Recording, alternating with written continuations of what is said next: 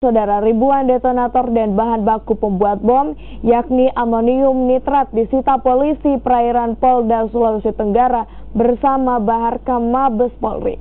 Selain menyita barang bukti bahan peledak, polisi juga mengamankan 4 orang, 1 diantaranya adalah wanita.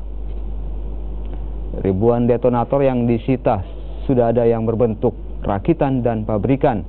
Untuk detonator pabrikan berasal dari negara India, sementara untuk pupuk amonium nitrat yang merupakan bahan baku membuat bom masih tersimpan dalam karung 50 kg. Selain itu, polisi juga menangkap 4 pelaku, salah satunya merupakan seorang ibu rumah tangga.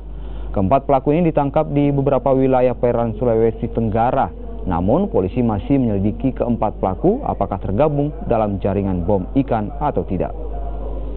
Dijadikan 4-5 detonator kecil. Karena ini hanya segini tadi jumlahnya dikalikan.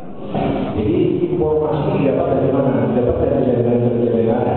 Yang pertama, dapat dari jaringan yang ada sehingga kepolisian perairan seluruh Indonesia diperintahkan untuk mengungkap jaringan itu. Yang pertama, kebetulan